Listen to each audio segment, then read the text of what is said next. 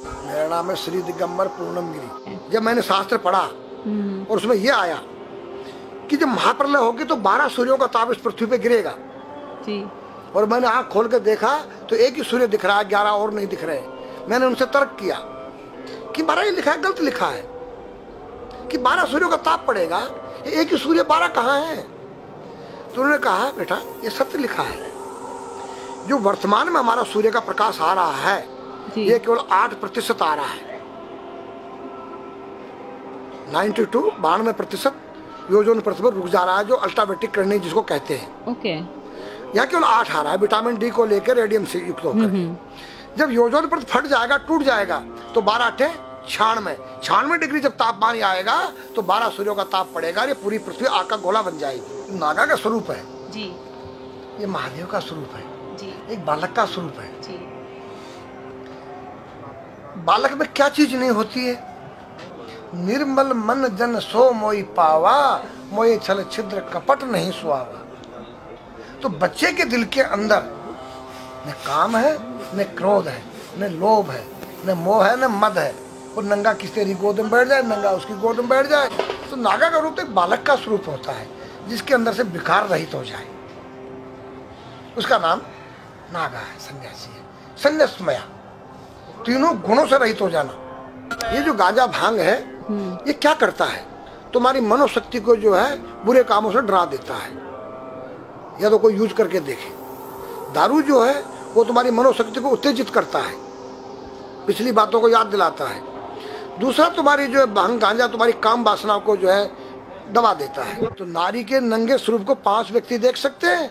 मेरे पास एक डिश है और जो चुटिया होती है एंटीना है, जो तुम्हारे जो यहाँ से कुछ तरंगे बाहर को जाती हैं, कुछ अंदर को आती है। 5 कर्मेंद्री, 5 ज्ञानेंद्री, 10 रथ के घोड़े हैं और बुद्धि रूपी उसमें लगाम है और ज्ञान रूपी चाबुकर बोलने वाला इसमें स्वयं सारथी कृष्ण है। तो आज हमारी संस्कृति बदली गई।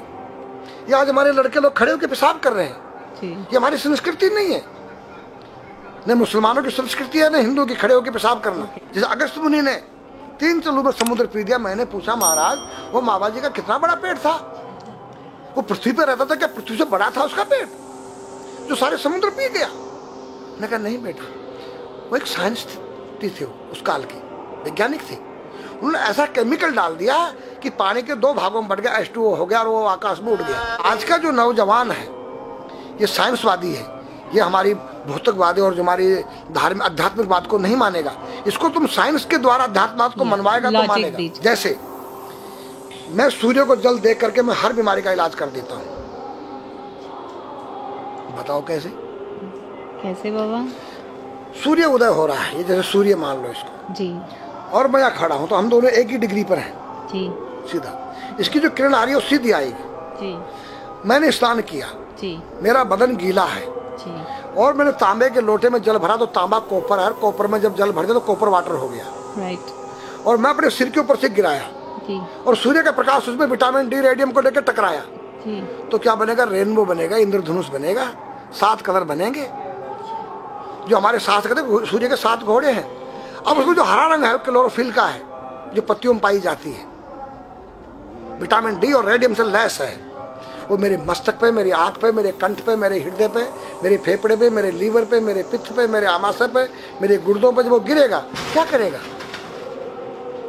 ऐसे 6 रंग कलर और बचे हैं, बैंगनी है, ऑरेंज है, नीला है। तो ये क्या करेंगे? किस चीज के प्रतीक है?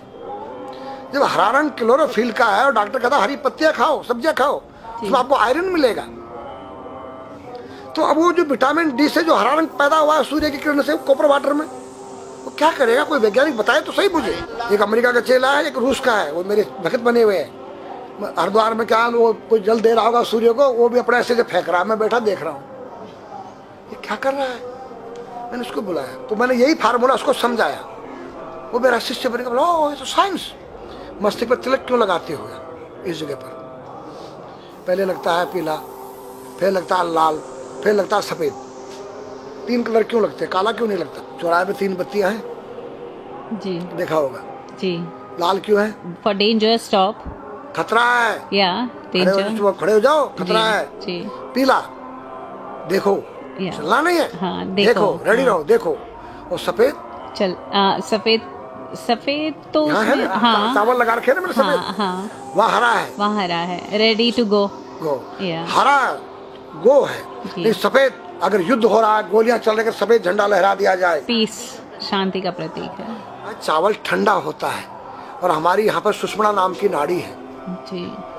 लाल कलर है कि तुम इस योग सहयोग में आके तुम बैठ सकते हो कि नहीं, ये माहौल तुम्हारे योग्य है या नहीं, या जुआ चल रहा है, या शराब पी जा रही है, क्या तुम बैठ सकती हो? देखो पीला कलर है, देखो, आना नहीं जाना नहीं, देखो ओ खतरा है या ठीक नहीं है, चलो। और सफेद शांति, जी। क्या यहाँ शांति है, बैठ सकते हैं। तो ये हमारी जो है संस्कृति में एक वैज्ञानिक है। जब हम खाते गैस बनती है, तो चावल जब पानी में भीगे बाद ठंडा हो जाता है, और हमारी सुषुम्ना नाड़ी पर जब लग गया है तो उस नाड़ी को ठंडा करने लग गया है। उस नाड़ी से कोई गर्म गैस को ऊपर चढ़ने नहीं देगा। और हमारे सिर ब्रह्मांड में, हमारे सिर के अंदर कोई ऐसी वायु गैस जाकर तुम्हारी सिर को परेशान नहीं कर सकता है। तो मेरे पास जितने हमारे शास्त्र पुराण ग्रंथ हैं, ये साइंस है। मैं साइंस के द्वारा इन वैज्ञानिकों को समझा सकता हूँ और रगड़ा सकता हूँ। कहा जाता है कि नागा बाबा जो हैं वो कुंभ मेले के बाद विलुप्त हो जाते हैं, ऐसा कुछ है क्या? ऐसा नहीं है। जैसे हम गंगोत्री धाम हिमालय में रहते हैं जी, वहाँ मुझे हिमालय पसंद आया। जी, क्यों? कि तुम गर्मी से बचने के लिए तुम्हारे रूम में एसी लगी है, जी, ठंडा पानी पीने के लिए तुम्हारे पास कृत्रिम जो है फ्रिज लगा है, जी, हवा लेने के लिए तुम्हारे को पंखे या कूलर जो है कृत्रिम लगे हैं। लेकिन भोलेनाथ बाबा ने मेरे लिए नेचुरल एसी लगा रखी है, और नेचुरल फ्रिज लगाया है, नेचुरल पंखे लगे हैं। जब मैंने सब कुछ त्याग दिया, छाती में तो मैं कुछ लेके नहीं जा सकता हूँ, चाहे मेरे पास अरबों खरबों रुपया हो। जी। खाऊंगा मैं उतना ही जितनी मेरी पेट के अंदर भूख है। पढ़ना लिखना ये तो सहज चातुरी, काम धैन मन बस करन गगन चढ़न मुश्किल। काम धैन मतलब अपने वीर्य को कंट्रोल करना, अपने मन को कंट्रोल करना, और अपने प्राण को ब्रह्मांड में यहाँ ले जाना। ये खोपड़ी क्या है? ब्रह्मांड है। उसको कहते हैं समाधि।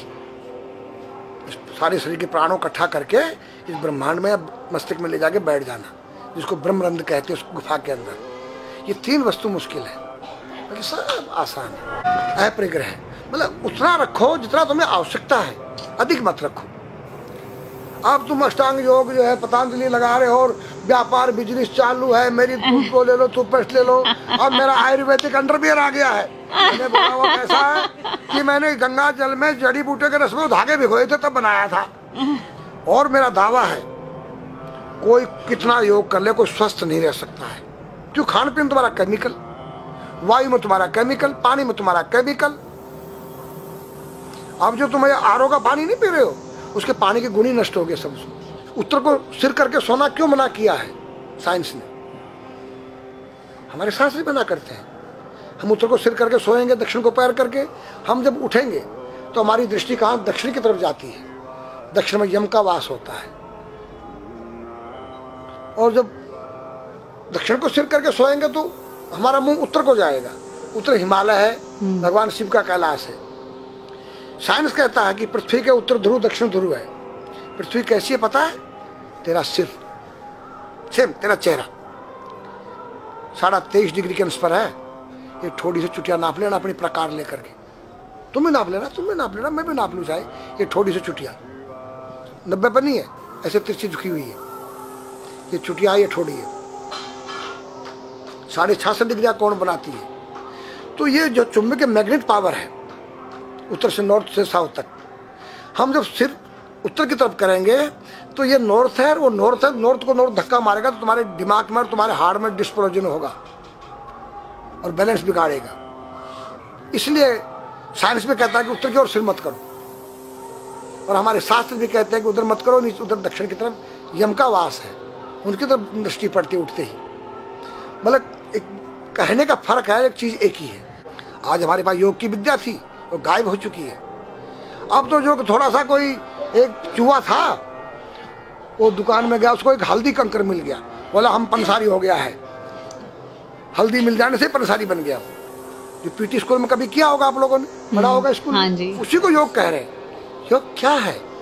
भगवान कृष्ण के पास था, उज्जैन गए थे संदीपनी ऋषि के पास सीखने के लिए।